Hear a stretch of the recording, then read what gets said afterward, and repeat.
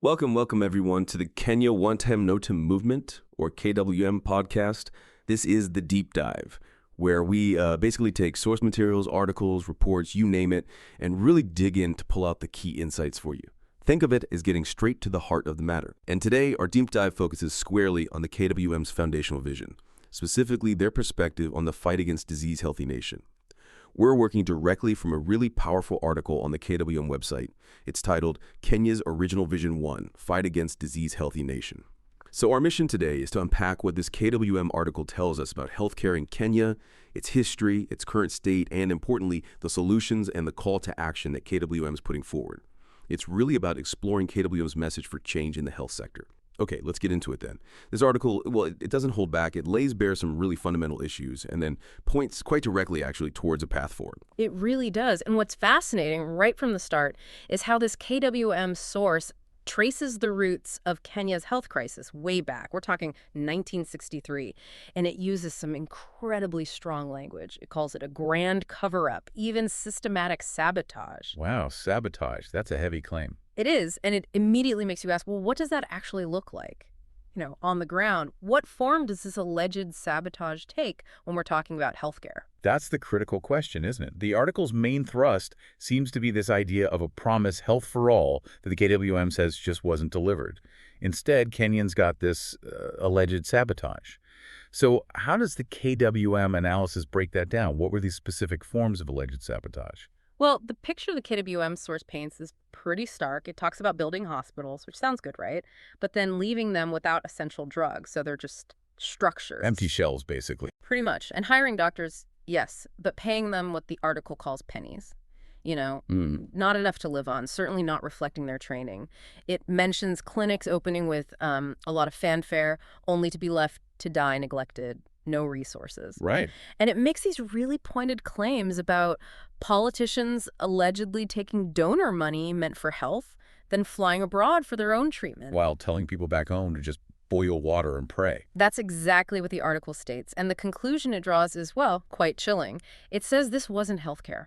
In its own words, it was systematic sabotage. It suggests something deliberate, not just, accidental failure. That's a really disturbing pattern if it's systematic. Yeah. Does the KWM article suggest this is consistent? Like across different leaders or administrations? Because that phrase, different presidents, same empty ambulances, that really jumps out. It absolutely does go there. The article details what it sees as a consistent pattern of failure, regardless of who was in charge.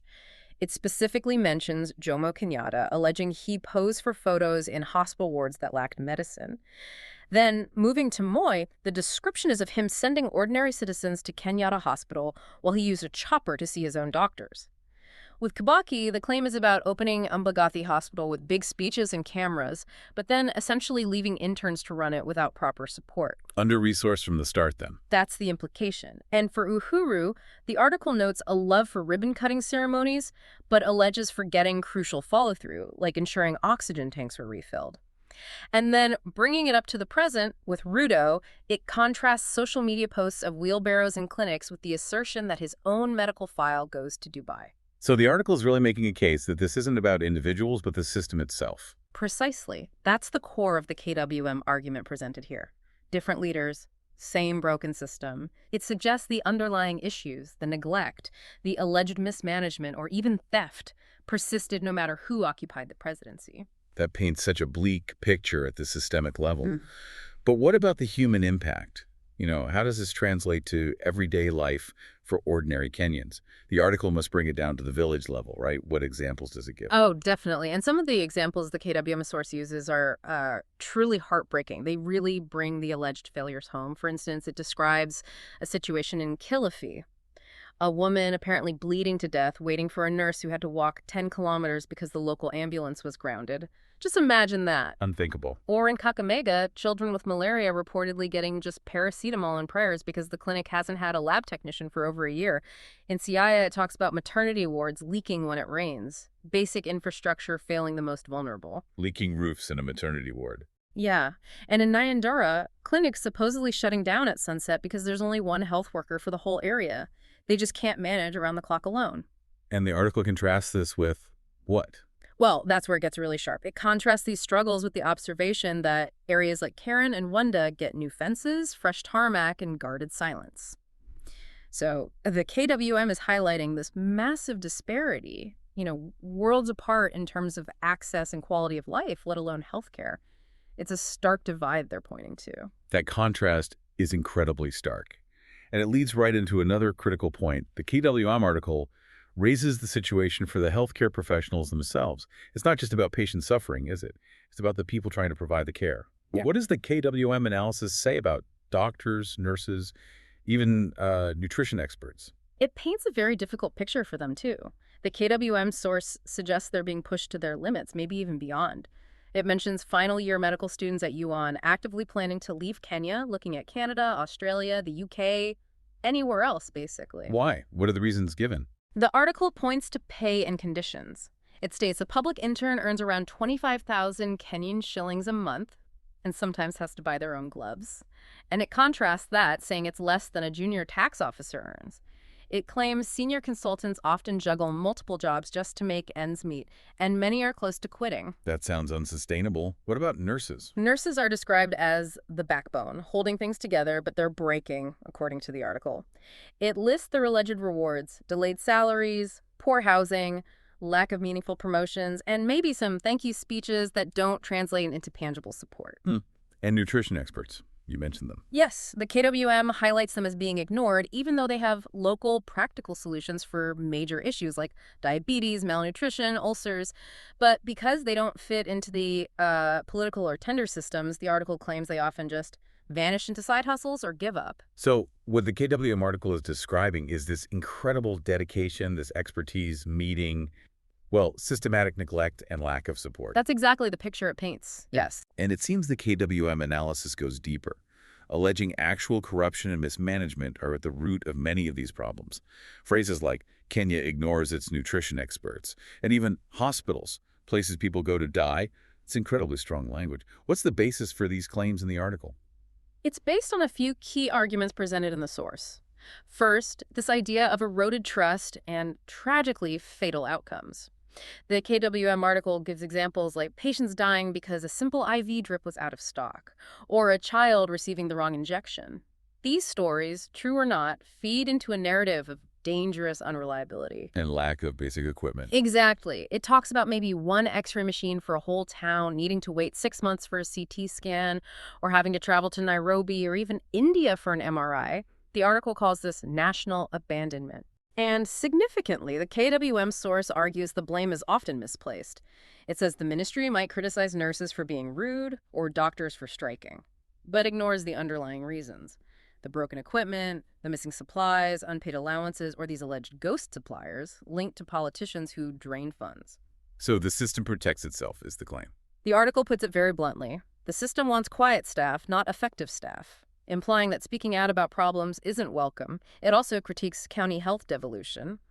What was meant to bring services closer, the KWM source describes as sometimes becoming a scam. How so?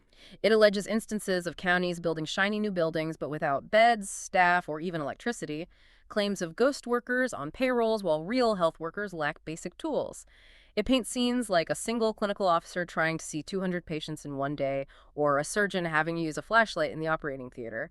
The KWM source calls it premium chaos. Premium chaos. And meanwhile, the politicians. The article contrasts this sharply with the alleged experience of the political class.